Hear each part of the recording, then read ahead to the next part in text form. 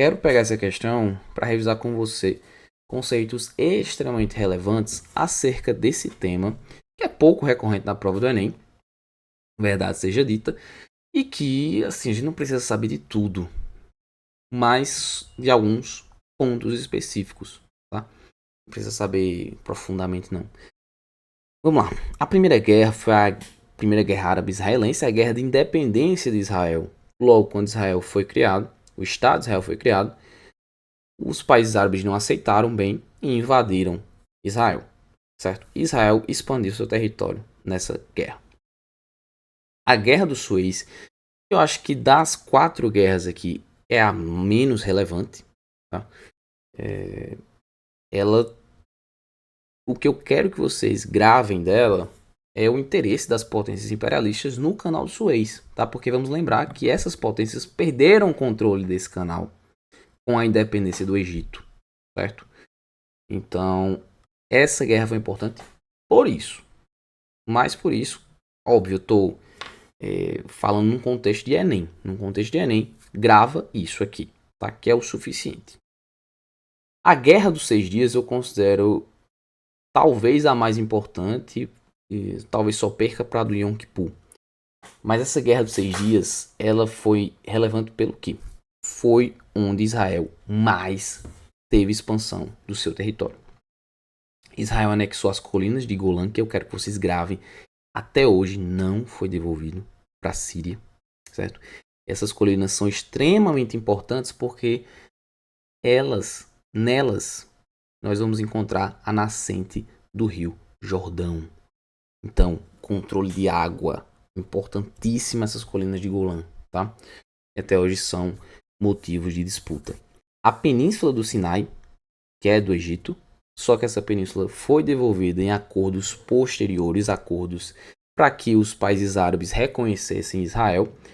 Então ela foi devolvida posteriormente para o Egito, certo? A Cisjordânia, que era controlada pela Jordânia, tá? E a faixa de Gaza, que era controlada pelo Egito. Essas duas regiões já não são território de Israel, tá bom? Lembremos disso.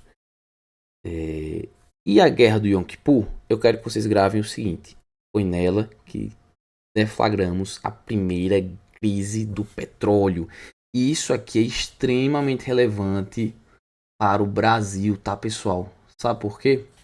Porque o Brasil, vamos lembrar esse contexto aqui, 1973, ditadura militar. Por conta dessa crise do petróleo, os preços se elevaram consideravelmente e o governo militar começou a olhar, caramba, a gente é muito dependente do petróleo. E era mesmo, o Brasil era extremamente dependente do petróleo. Vamos tentar buscar outras alternativas, porque esses países aqui que deflagraram essa crise foram os países árabes em retaliação ao apoio norte-americano e de outros países com Israel, certo? Foi justamente esse o motivo da crise. Os países árabes não aceitaram esse apoio americano a Israel na guerra e elevaram o preço do petróleo. Vamos lembrar, pô, esses países aí, esses países árabes, os que compõem a OPEP, eles controlam o preço do petróleo no mundo até hoje em dia, pessoal. Até hoje em dia eles controlam. Então eles retaliaram, elevaram o preço do petróleo e ficou muito caro. Aí o Brasil se olhou, caramba, a gente é muito dependente e isso é um problema. Foi a partir daí que surgiu a ideia e foi implementada a ideia do pró-álcool, para a gente ter uma fonte de energia que não seja o petróleo. E o pró-álcool foi implementado no governo militar. Então vamos substituir, vamos investir no álcool, tá? Como uma forma de energia, tá bom? Então eu quero que vocês gravem esses conceitos aqui. Não precisa saber extremamente profundamente sobre esse assunto. E vamos lembrar também só que a guerra do Yom Kippur. Yom Kippur porque é um dia sagrado para os judeus, tá? O dia do perdão, certo? Yom Kippur. Então Israel foi invadido justamente nessa data. Complicado, né? Vamos lá.